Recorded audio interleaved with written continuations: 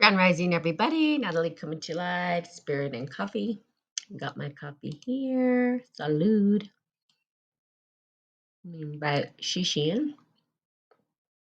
Awesome. Good morning. Good morning. Um, just so you guys know, I have a special guest, Xixi, and she is actually one of my amazing peers.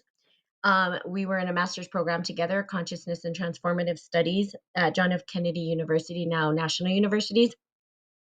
And I was really very impressed with the way that she was able to connect with the material that we were working with in our consciousness and transformative studies. And in a way, I was very intrigued by the way with you, Shishi, just so you know. I'm sure I haven't told you that, but because there are some big concepts in consciousness studies that we work with. And really today what we're going to be talking about is how do you take those big concepts and how do you apply them to your life, because that's really, I think, the hardest part of consciousness and transformation and of the psyche itself.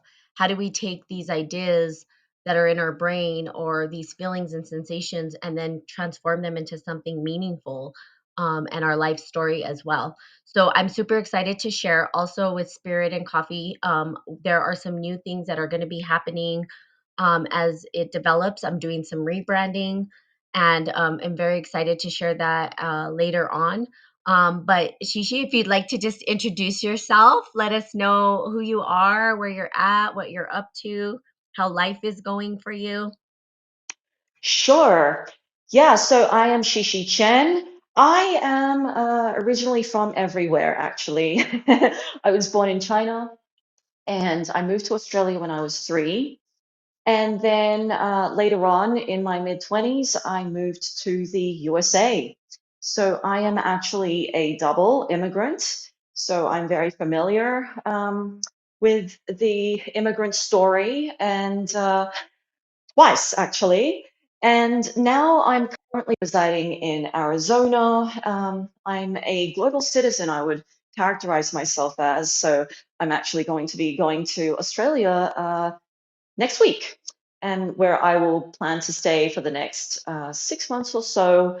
And I think that's really shaped my life, being somebody who is international, appreciating different cultures and diversities within people. And that's something that I bring to my education and my concepts and my personal brand. I believe I'm somebody very diverse and adaptable. And just like the broad scope of consciousness studies, there is so much that I want to enrich the world with on a practical level, as you said, Natalie, because of course we can always meander with these concepts in consciousness and transformative studies. And at the end of the day, it's really about applying them to our own lives. How can we benefit from this knowledge and wisdom? Because when we're doing a lot of readings, when we're immersing ourselves with material, if this is a particular interest of yours that you wish to study personally in your leisure, ultimately it comes a point where how do you integrate that knowledge so that knowledge turns into wisdom? Because it is really our ultimate personal journeys that matter. And perhaps that is what intrigues you into this kind of material in the first place. So I finished my master's last year, and I'm now pursuing my PsyD at Meridian University, which is also another transformative school. My particular interests lie in depth psychology, in humanistic and existential psychology, but I'm also an artist myself. I am a musician. I play classical piano. I've done that since I was 4. So it's kind of innately been a part of me. So I definitely resonate with artists and creatives out there. And I'm also an entrepreneur. I actually built and managed a surgery center and a medical practice out in the last frontier of Alaska, which was really a former life, a very intense and different. former life that has shaped me. So I also like to help entrepreneurs in their ventures and their missions, which I think really should be aligned to their sole purpose. And that's truly one of my messages that I want to really share with the world. So that's just a little bit about me, Natalie. It's a lot. It's good. I love it. By the way, amazing pianist. Just awe-inspired by your stuff, really, honestly. I'm a lover of the arts. I do some arts, but I was telling Xixi the other day, I don't do art, but I have a lot of art. So I'm always the lover of the arts. I'm the admirer of the art. So I can sit back and be the ears for you. But also, I think what you said, and what I like that you're doing is the entrepreneurship stuff, because I know people that are, especially some of the listeners here, they are really immersed in, the spiritual aspect. And I noticed that a lot of these individuals who do that tend to have a really difficult time with asking for money or making a living out of it, right? Because we want to give back our gifts to the world. And because we have such bleeding hearts and we want to give back, sometimes we have a difficult time asking for money for our, but we have to eat at the end of the day. And, so can you give us a little insight on that? Because honestly, I love the idea of spiritual entrepreneurship. I think it's something that's not talked about enough in our circles, because again, feeling like maybe, we're being greedy, and that's really not what the work's about. But again, like I said, we have to be able to feed ourselves. We have to be able to know our worth. We have to be able to say, I am worthy of this. So can you kind of speak to, I know you wrote a book about this, so can you kind of tell our listeners about this a little bit? Yeah, so the first thing I want to say is you have to have patience because entrepreneurship is a journey, it's a process, it's not going to happen overnight. And the first step to it is going to be the inner work. It's not like how perhaps we are conditioned to believe we enter into careers like you land a job and then you're there next Monday. You're starting work at 9 a.m. It's a completely different model. It's Hmm. a completely different paradigm. So the first thing that's required of anyone who's even intrigued by the concept is you have to change your mindset because this is a hero's journey. You have to realize that it's a hero's journey. It's going to be different for everyone. Hmm. Perhaps you've seen role models of yours who've ignited a business in 2 months, let's just say, or a week, or it seemed to just happen overnight. First of all, don't compare yourself to that person's journey. And second of all, that seemingly overnight or fast success really was the culmination of a lot of that person's work Hmm. Hmm. after probably months or years. And I like to use the analogy of the bamboo tree. Like the bamboo tree, bamboo was one of the fastest growing crops in the world, really is, I think, maybe even the fastest growing tree. However, for it to grow so fast, you need to do a lot of work to prepare for the growth, for it to break out. Hmm. And I Hmm. think it takes 10 years to really get get the bamboo, in its perfect state before it can actually shoot out. And that is sort of the journey of an entrepreneur. If you feel like nothing's happening and that it's just a dream, actually something is happening. The fact that you're even thinking about it, that's part of the process. Hmm. So that's the first thing I want to say to everyone is that you have to have patience and you have to trust the process that no matter where you are on your journey, it is the journey that counts and be prepared for this journey. You have to really want to embark on this journey as a form of your own self work. You have to see it as, okay, this is just an external manifestation of who I truly am. And my journey is going to be personal and unique to me. It's going to be very individual. And when you see it that way, things will just start making a little bit more sense. Mhm. Mhm. Yeah, I totally agree with you. And for me, I've been reading and I've been telling people to read this book because for me it's just powerful, and it is a 300-day commitment. I always tell people it's a 300-day commitment. But if you do it, it's really good, and it's the greatest salesman in the world. Um but the principles, and that's what it talks about, that principles endure, and that it is a journey, and that not success isn't defined by everybody the same way, but failure is defined the same way by everybody, and that's our inability to reach the goals that we want to achieve. So everybody's goals are different, but what I love about it is exactly that. It's the principles that endure. It's the journey, the internal. One of the scrolls talks about um replacing bad habits with good habits, or reading. I'm on the second scroll. It's like, today I greet the day with love in my heart.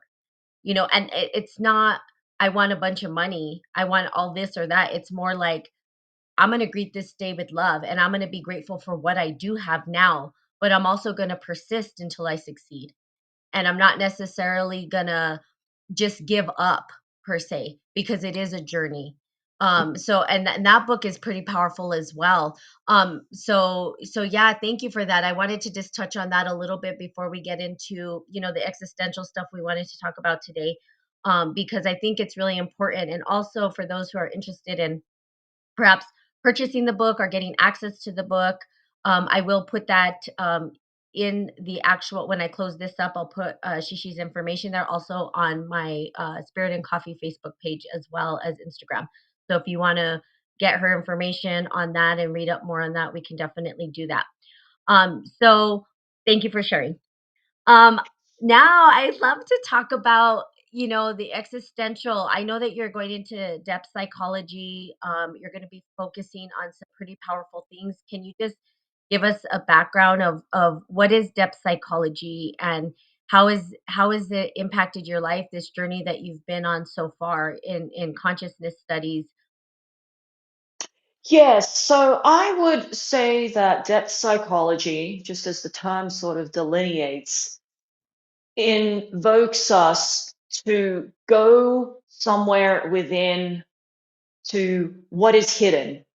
What is what are these unconscious images, the unconscious layers of meaning inside of us, the non-egoic layers, to use Jungian terms. Hmm. Hmm. What are these archetypal symbols that reside within us inherently? We all have them. And it's about excavating what is buried within us and using that knowledge, or really, truly, it's wisdom, and being able to enlighten ourselves with a more enhanced self understanding, self awareness, Hmm. and contribution to the world. So it really is about excavating, or like taking that well of water and going deep into the well and pulling out all the gunk, all the minerals, and all the richness and diversity from beneath, from the depths, to use that metaphor. So, Awesome. really, it's about tapping in to the soul. Yeah, and you know what? I also love, the Jungian analysis. James Hillman he's probably, God, I love his work. The soul's code, right? Like for me, I just Yeah. resonate with that particular theory and model. And for some reason, because it is that, it's like digging deep into the soul, trying to tap into something that's deeper within you, and then also understanding that we have these perhaps patterns that are already inherent to us, and then how can we magnify those and share that with the world. Which to me, it's like, I love it because it's like kind of like, it doesn't matter, because like you said, it transcends the ego, right? It's deeper than that, and it's like the soul doesn't care. It's going to throw a temper tantrum. It's like, you need to pay attention to this no matter what. And I think some people just kind of like, shut up. Are they trying to ignore that? But it doesn't care because it's not trying to look good or be right about something. It just wants to express itself in its natural form, where society might say, well, that's wrong, or whatever, but that is what the soul is asking us to do. It's calling something deeper within us. And like you said, sometimes it's not so pretty all the time. It could be very gunky, and it uproots a lot of the different parts of us, but there's almost like this pattern that's inherently in us. And I believe that if people could really tap into that, would be really, really powerful. So my question is, like, how have you applied this to your life? Like, what are some practical things you've done, or what have you gone through yourself where you felt like you are maybe more aligning with your soul's code? Yeah, absolutely. And I think you use the term uprooting, which I think is a really powerful term because I would definitely resonate with that. It's not so much rooting as it is uprooting. Hmm. And I think I really like this model because it truly taps into the nucleus of who we are. And no matter what events or circumstances or crises that we are experiencing in life, whatever it is that makes us feel unaligned stems from that nucleus of soul. And it's about tapping in to the reason why we're here. And that's why I am so big on purpose, because we all have a purpose. And I think we become lost or disoriented and confused when we forget that. So, just like a tree has its own unique purpose, it's meant to spread its branches out and thrive and share itself with the world proudly. A tree rots and shrivels up when it's not being nurtured. And so do we, as complex human beings. And we all came here for different reasons and have different purposes. And I don't think there is a kind of a one size fits all or categorical kind of purpose for us, or a sort of a collective purpose that either you identify with or have inherited through your family or your religion or any other groups that you associate with. I think there is something that is very unique and an individual purpose. Hmm. And I think there can be a sense of disease or depression, anxiety, or just feeling out of whack, to use that term, when we're not aligned to that. Hmm. So do you feel like you're aligning? So after all of the master's program, all of the processes we've gone through, everything that we've done, do you feel like you're aligning more to your soul's code, and what does that look like for you? I do think that I am aligning more. And I say more because I don't ever think I will say, yes, I've got it mastered. Yeah. Because No one can say that. it's, like I said, it's a process. Uh-huh. However, you still can objectively measure it. Mhm. It's a sea journey. It's not a land journey. So it's very much a subjective experience. However, you still can um, form accountability towards, okay, am I making progress? And that one of the easiest ways of doing that is by looking back, because it's often hard to say, okay, where am I now? Like, you may have an idea, but you truly can see your own personal progress by looking back. Mhm. And when I look back, like I mentioned before, several years ago, I was in a marriage that I didn't feel truly aligned with me. And I felt a sense that I didn't really belong there. And previously, I was met with a lot of apathy. And that's actually a pretty horrible state to be in, when you just feel bored and uninterested in life, even though if you have a lot of stuff going on around you. And that's how I felt several years ago. And it led me to it was really the catalyst to my spiritual awakening and how I discovered the program at JFK University, Mhm. the consciousness program, and began my work there. And I wasn't really sure where that was going to lead me. I was really just following my heart. I felt so compelled to the program. And I wanted to do something where I followed my heart for a change because prior to that, even though I felt innately that I was so passionate as a person, I still wanted to do things that I thought would give me security. And there's nothing wrong with that. I mean, if that is a path that you're choosing to take, that's I don't. One of the first things of this journey to soul purpose and entrepreneurship is that we don't form any dichotomies, that we don't form any dualities between okay, heart and head. Everything should be aligned. And Mhm. if your journey entails having to pay the bills by doing whatever work, then that's fine. It Mhm. doesn't mean that you're less noble. It doesn't mean that this path is not meant for you. It's just we need to be very careful not to form these dualities. Mhm. So basically, my journey led from being in that medical and healthcare space, which I did do fairly well in, and then feeling bored and just having just this inkling of an interest that maybe life had more meaning than this.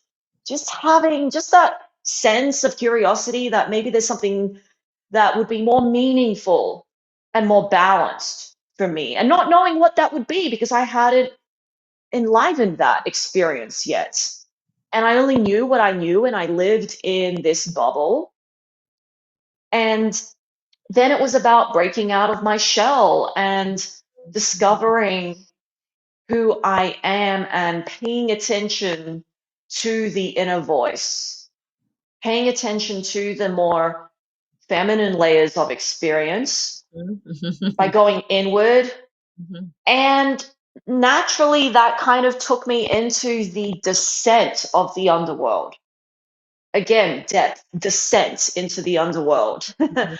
Mhm. And, you know, the, in the Hindu pantheon, there is this goddess Lakshmi, and she actually comes from the depths of the underworld. Mhm. And it is from the underworld that she is able to come into this conscious lower world, or however you want to call it, and um, and provide this abundance. So when we go into those depths, uh, whether consciously or whether it feels as though there was some kind of greater force or reason for you to be plunged into that depth, and whether that depth presents itself through darkness or through um, troublesome or difficult times or through having to navigate childhood wounds or trauma, whether it opens up that Pandora's box, however way that manifests for you, I think that is really a critical part of building your character and allowing those shadow components to inform who you truly are, inform the soul's code. Yeah, I agree. I have a question for you. You said something that, and I'm just out of curiosity because I want to kind of understand what you mean by this. And I'm guessing I might know, but I want to ask you. You said that this is not a land journey, this is a sea journey. Can you Yes. explain that? Yeah, explain that to me. Well, when you're a ship at sea, you could be traveling from point A to point B, and it looks exactly the same around you. However, when you're traveling on land, you see these, goalposts. Oh, we're here. Now we're at point A. The next place we're going to be is here, and things look different. The Mhm. climate changes, and the landscape changes, and the colors change, and the vibrations and the frequencies of the areas you're at change. And to a certain extent, yes, they do as well when you're at sea. But it can be also frustrating when you're at sea because it looks the same. It was ocean around me and it's still ocean around me, and I don't know if I'm making any progress. Got it. I see So, what you yes, yes. There's like no So, milestones that you can point to. It's just a bunch of exactly, exactly. Yeah, exactly. It's just this expansive vastness, and I uh-huh. feel lost either way. Yeah. And However, the you're still ocean making too. progress. Yeah, and the ocean Hmm. too is kind of like Hmm. the metaphor for consciousness itself too, because you can dive in the water and there's depths that you Yes, it's infinite. it's infinite, it's huge, it's vast. And yeah, I can see Exactly. that. And I Yeah. think that is something that's actually scary, because that infinite concept of the ocean is just like the infinite concept of our own soul's journey. And whether that is a journey on the hero's journey for entrepreneurship, Mhm. or whether you're at the stage of healing and awakening to your higher self through dealing with battling demons, perhaps. I think um, there is infinite wisdom. And when you do individuate, to use that Jungian term, Mhm. Mhm. it can be so expansive. The process can be so infinite. You think, oh goodness, when is this going to end? When am I going to be at the next stage? Like, I'm at level 3. When's level 4 coming? And this is so individual that you can easily get lost in the Uh-huh. process. And I think that was one of my pitfalls, in that I just Mm. got lost in the ocean. I felt Mhm. like I didn't know where I was going. It all looked the same. I know I'm just sailing, and I kind of felt like, when am I going to see just a smidgen of land, just to show me that there is a light at the end of this tunnel? And I think what helps, if you are experiencing that dark night of the soul, or if Mhm. you're in this tunnel and you're wondering, when is this going to end, or when am I going to get through this? I think having your own personal um, goalposts, Mhm. Mhm. and by journaling, that actually is very useful, because you can actually define how you feel this day, what your goals are this day, what your thoughts are. Just, it's a great way to release and to have a dialogue with yourself, Mhm. because it's very personal. And assuming you don't share it with anyone, you are kind of talking to yourself without any constraint, Mhm. without anyone reviewing what you write or how you write it, without anyone saying, yeah, without feeling self conscious, because you're writing to yourself and you can let everything out. You can let all those skeletons in the closet out, and nobody cares and nobody gives a damn whether you write well or whether you're forming proper sentences. And the other thing is, soul doesn't care. You're having a conversation with soul, and when you begin to have a conversation with soul, you'll realize that soul doesn't speak in the English language or whatever preferred language you choose to work in. The language of soul is so different, Mhm. Mhm. and Yep. it's about learning the language of soul and Yeah, I really like communicating. that. I just wanna Yeah. say I interject there. I really do like that. Learning the Hmm. language of the soul, like your soul. And that's another thing, and I just wanna point that out, is because you keep saying it and it's beautiful. Everybody has their own journey. Everybody has their own code, and that's why I love James Hillman stuff, because it's the soul's code and everybody's is different. It's not gonna be the same, and everybody has their own journey and practices, like you say. It's like that liminal space. And I think we were talking about I was talking about this with Pam, actually. And when we think about what I think about spiral dynamics, include and transcend, but the include piece becomes like you said, you can get washed up in all of it and you don't know which way's up or down. You don't know how you're going to get out of it. You're in a whirlwind, right? And you're confused and you're like, well, which way is up? Which way is down? I don't even know anymore. It's the practices that help us, the practical use, right, is of esoteric wisdom. That's why I call it that, because what practices can be put in place to help us move through it so that we can start to discover, those hidden pieces, but then also make use of them, also be able to, you know bring it into the world in a meaningful way, and really shape our life the way that we choose to shape it. And it's not an easy journey. This is like not for the faint of heart. I always tell my listeners this, spiritual journeys are not for the faint of heart. They're it's really a warrior's journey, to be honest with you. And you keep Yes, alluding to the hero's journey, right? Because when we watch these heroes journey, everything, they go out just kind of naively, like, yeah, I'm gonna go on this journey. And before you know it, they're facing, like you said, the demons. They're facing all of these monsters, these things that come up, and they're having to battle with them. And so it's not this beautiful laid out plan that people think it is. Some people, I wouldn't say all people, but some people think, oh, I'm going to be enlightened. Well, you have to know what you're asking for, because it is a lot. And these practices of journaling, super critical. And also, one thing that I just want to add is, you said no one cares what you're writing, and also you can burn it up if you don't want anyone to read it, right? And they do have exactly. rituals. Yeah, you can burn it up after you're done, just burn it away. um so what other practices, like when you're in that state of being, as well as journaling, what other practices have sort of helped you to kind of find your up, down, your north again? Yes, for me, Mhm, I do dream quite a bit, and I do maintain a dream journal. mm, And I actually think if you want to be a dreamer, or mhm, if you're having trouble remembering dreams, in some ways it's a skill that you can build.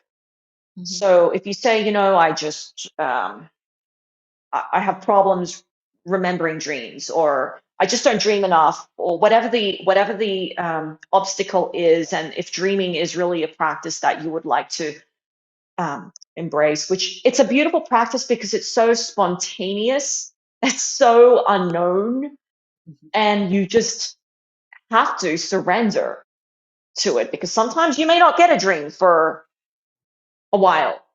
And then sometimes I'll get a series of dreams where every day I have very intense dreams and I'm remembering them. So that's the beauty about dreams. It's that it really reminds you that if you want to have a dream practice, you have to be receptive and you have to let go. You can't force it. You can't say, okay, tonight I'm going to dream. Okay, so damn mind dream. Please dream. Produce something for me. You can't do that. It either happens or it doesn't. So there are ways that you can foster it. Obviously, having that as an intention. Obviously, ensuring you have proper sleep. That's critical, because you can't really dream unless you are at that REM stage of sleep, and you need to be able to sleep deeply enough to induce that. So you need to, yes, that's the first and foremost um, practice, if you will, ensuring that you're getting enough sleep. And even if you still don't dream, ensuring that you get enough sleep is probably going to solve a lot of things in your life. Um, Yes. so for me, that was has always been very insightful. Mhm, mhm, And if you already do have a dream practice, what I like to do is I like to dictate my dreams, because I tend to remember my dreams best as soon as I wake up. And it's better, I think we have better recollection of dreams if the alarm clock is not so abrupt mhm, yeah. and just, you don't want to, Pulls you right out. you don't want that. Jar you So out of bed you like, want, "Ah!" right, right. You don't want something so jarring and shocking to your system that it's a little bit traumatic to wake up, because traumatic wake ups, many traumatic wake ups are not healthful. They're not helpful for inducing a state of connecting with soul. Mm, So you want sort of a gradual, if possible, wake up. And I know this can be asking for a lot, especially if you have deadlines to meet. I know you may not have the luxury or the privilege to say, okay, I'm going to wake up really slowly and just take my time with trying to remember my dream and then, log it into my diary, because you got to get to work at 9 a.m. and you got to get through traffic and you got to get out of the house and feed the dog and the cat or the goldfish or the kids or whatever. And that kind of trauma in the morning can just really ruin any dream practice just in and of itself, just the mm, stress of it. mhm, And I totally get that not everyone has that luxury, but um, obviously these are things that help. But that's how I've been able to maintain a consistent dream practice. It's mhm, slower wake ups if you mhm, have the privilege and the luxury mhm, to um, to have that. And then I actually dictate my dream, because I find that writing it down for me or typing it up or entering it in, manually somehow into a log, that uses a part of my brain that's the thinking brain, and it kind of actually makes it harder for me to remember things as soon as I switch to the thinking brain function. mhm, So I personally like to record it. I like to dictate it, because when I just say it out loud when it's still fresh, I can capture it more accurately and more vividly. And then I try not to interpret the dream when I am recording it, because it is definitely, there's a part of your mind that wakes up and says, hey, I want to interpret that. yeah, I just try to not interpret it at all. I just try to let whatever the visions and the images were just captured, and don't even interpret it. So, what's really interesting is whether you wish to interpret your dream or not later that day or that week or in a future date, whenever you feel called to interpret it, whatever that time frame is when I say you should interpret it, because sometimes I choose just to not interpret my dreams. And sometimes I choose to review my dream diary and go, oh, what did I write at this date? Oh, I totally forgot about this. What? Oh, this is so bizarre. And I review it and I say, wow, look at the pattern that was being formed at that time. Look at what soul was trying to tell me. And mhm. sometimes when I review past dreams, it makes sense at the time that I choose to interpret it. The Oh, wisdom, mhm, yes, actually, I've had several premonition dreams, but they didn't make sense to me at all at the time that I was having the dreams. So that's why I just didn't even want to interpret it at that time.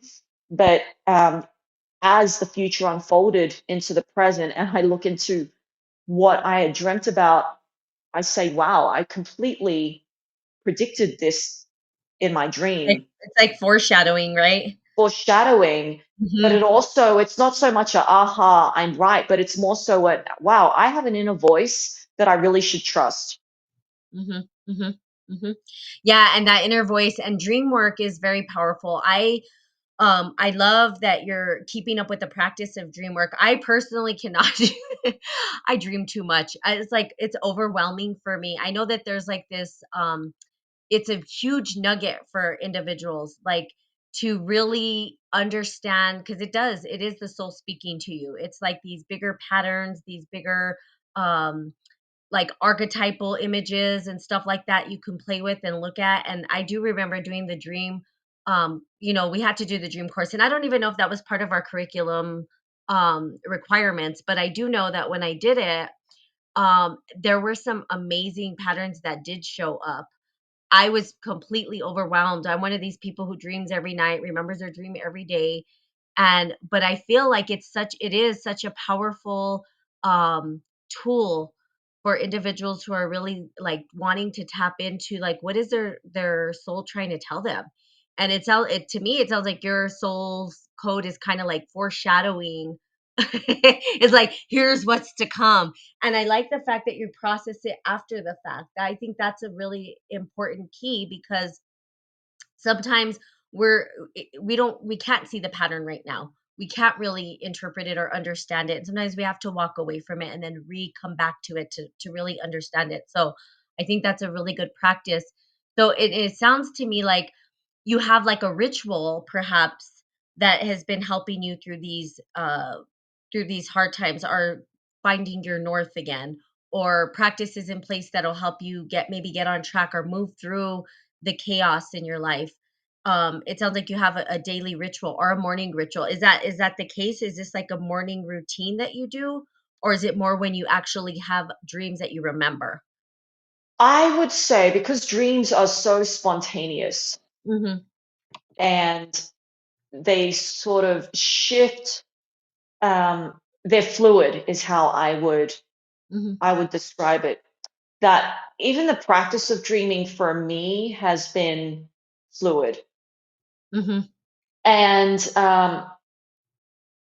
that's typically how I tend to relate anyway. I see my strength, or I guess really my traits, my archetypal sort of characterization is that I'm a fairly adaptable person. Mhm. So when I have actually set out rituals for dreaming, they sometimes just don't come to me. Mm. I just Mhm. don't have a powerful dream. Uh-huh. And that's the really, I suppose, curious thing about dreaming for me as a practice. It's that it's not like a recipe book formula. It's not a Mhm. cookbook formula. Mhm. There are definitely things that will help induce your dreams. Mhm. But I can't say that by doing X, Y, and Z at 8:30 every night creates a dream for me that is ultra potent.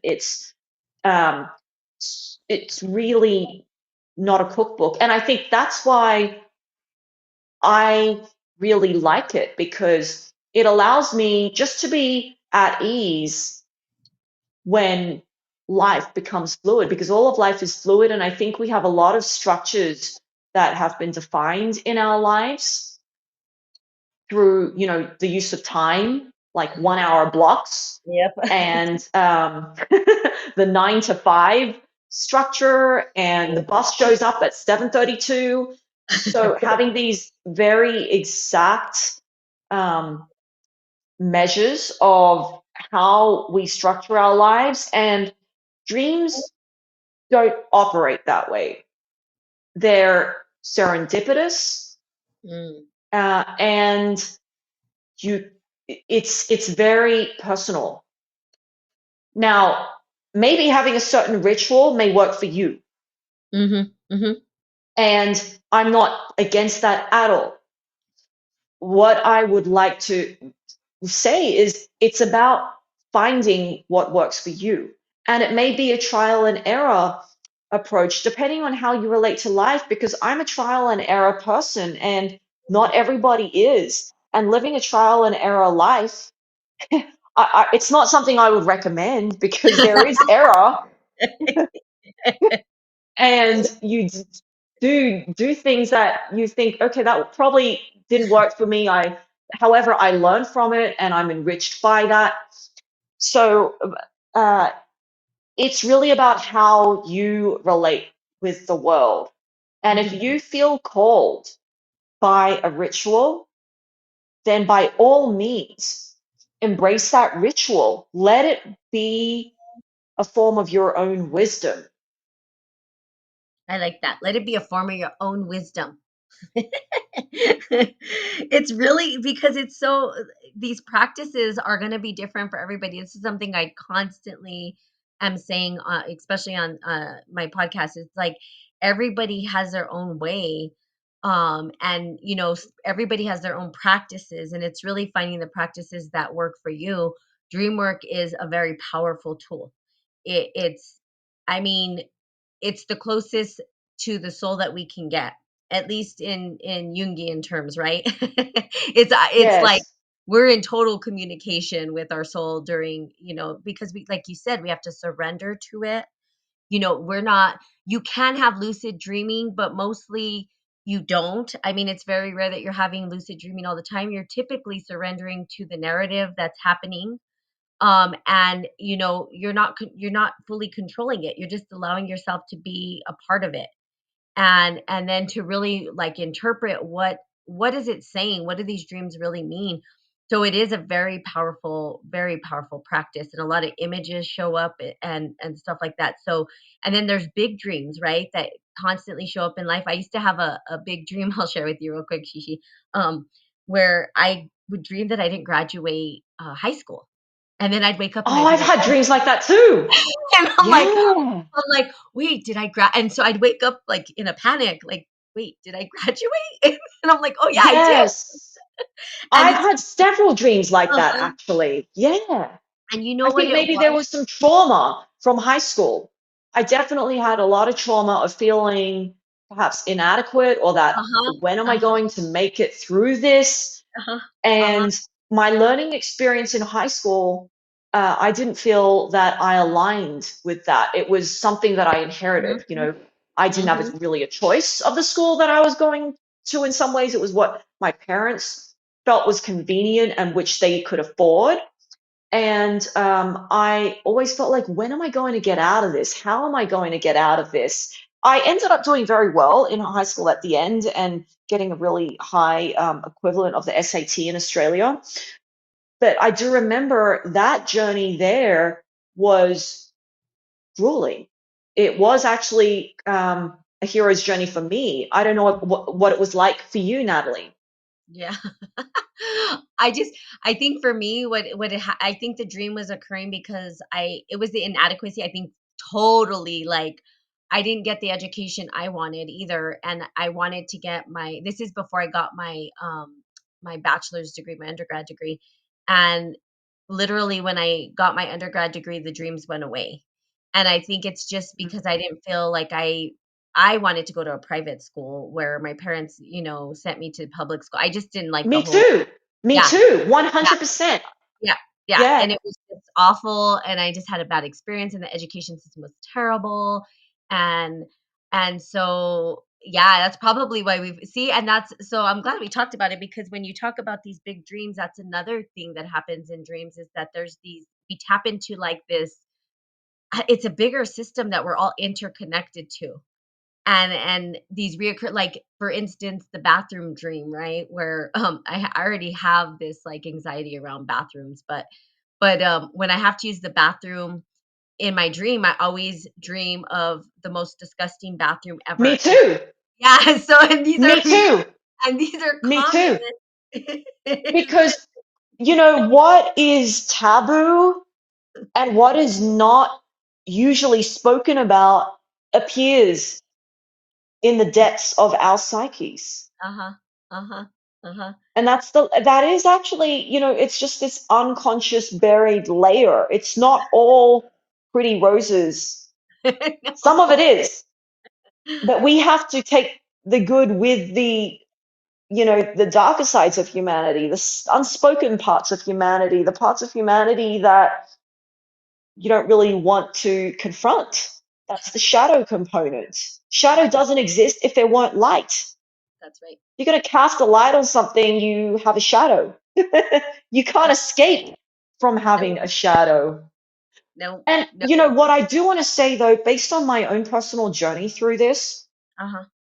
my advice Mhm. actually to everyone is, no matter what stage of the journey you're going through, do what makes you happy, Mhm. because don't think of this as a kind of a sacrificial journey.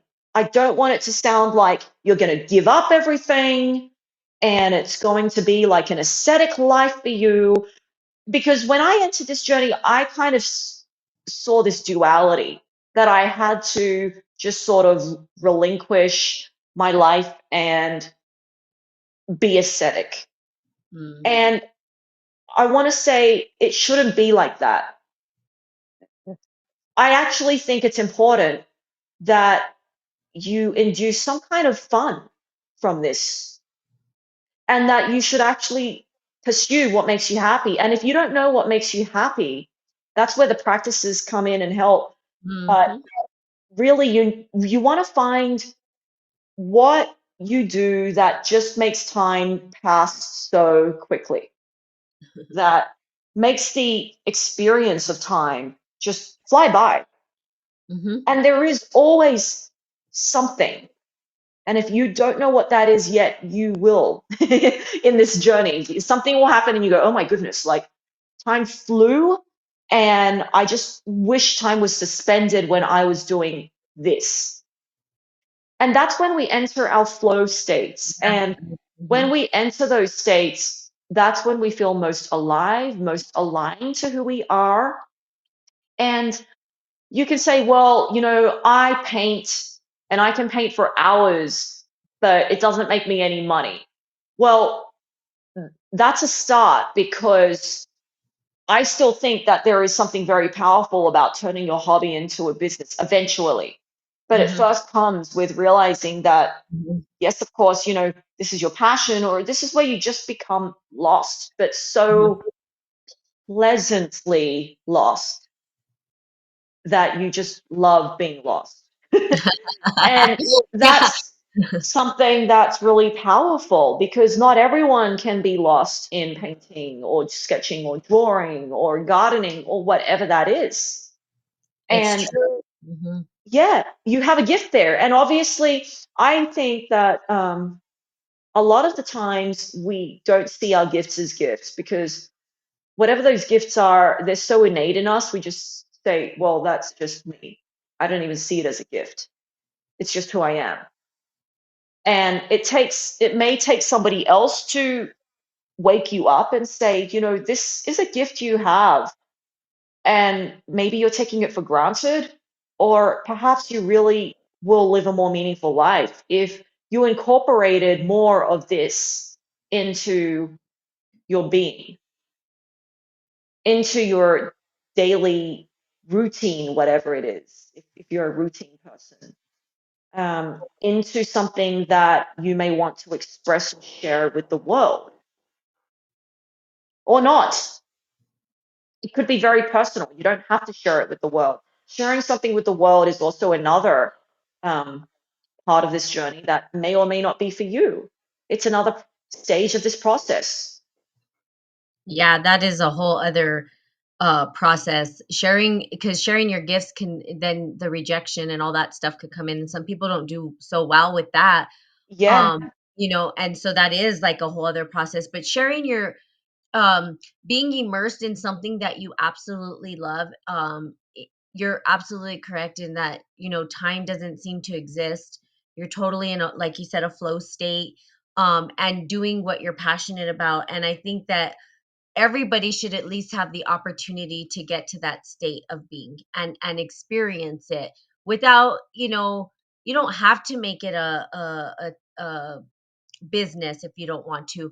You can just allow yourself to experience what it's like to be in flow, because that is like the most magical part of our being. It's where the magic happens, the innovation, the creativity, our soul's expression.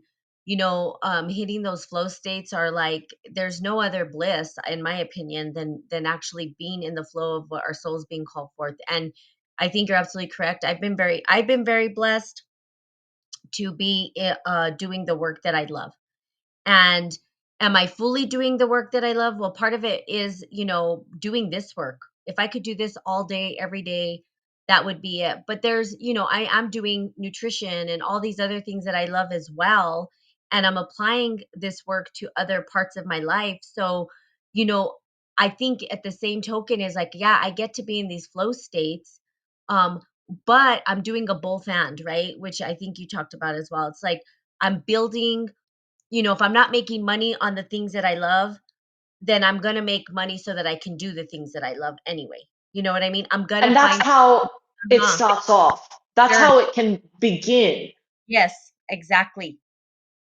To, And and that, go ahead. yeah, and that kind of revolves back to my point about patience. Mhm. that maybe you have this vision board of you doing what you love and being paid for it, and you have no idea how you're going to get there. Well, this is a journey, so take a step at a time. And it may just begin with you doing what you love, just because it passes time so quickly and it adds so much meaning and joy to your life. And it gives you this hope or sustenance.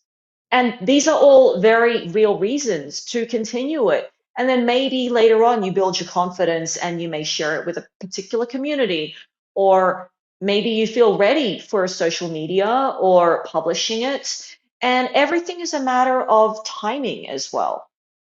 And that timing is unique for every individual. It may not be your time to go public.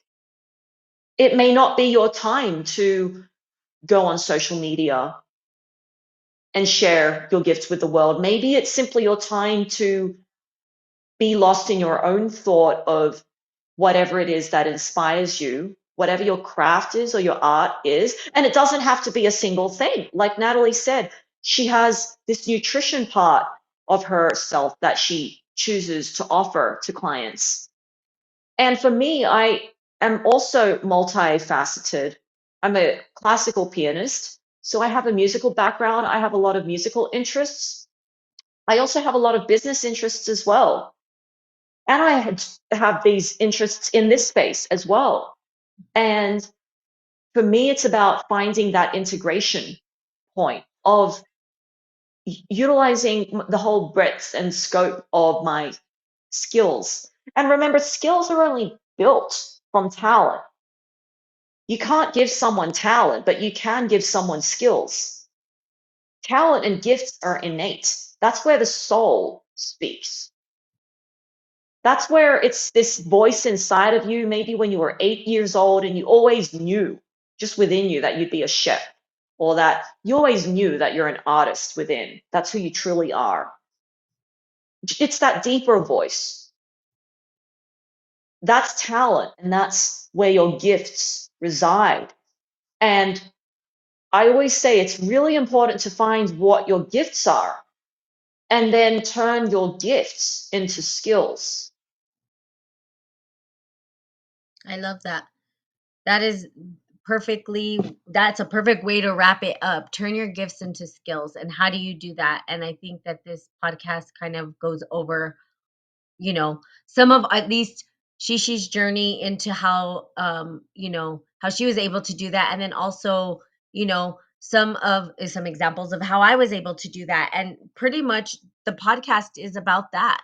It's taking your skills and turning them into something that, I mean, your gifts, and turning them to something that you can give back to the world. And that's really what this has always been about, the intention of Spirit and Coffee. So I think that's a perfect message. So Shishi, I really appreciate you coming on and sharing your story with us, and letting us know who you are. If you want, if you could tell people where to find you, that would be really great. Yes, absolutely. Pleasure to be here. And you can find me on social media. My handle is Xixi Chen Win. That's Xixiqian Win. Awesome. And some other things I'd like to do before we end this podcast is I would love to inform you guys. I've kind of been saying something, but we are in the works of developing a talk show. And the talk show is going to be called Women in Consciousness. And how soon it will come out, that's to be determined. However, be on the lookout for that. And we're going to have some very powerful women coming on that. And Shishi will be part of that process, which is really awesome. And I'm excited. And so this is like the first introduction to like something that's greater and bigger.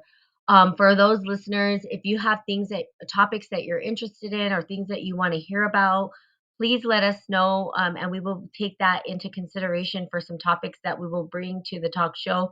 I'll be giving out the information of where you can find us when that actually goes live. But it is in the works, and it's something that I feel is I think it's going to be powerful to have insight from more than just, it'll be a few women. than more than just me. So expanding this reach, so that we can all support each other in the spiritual community.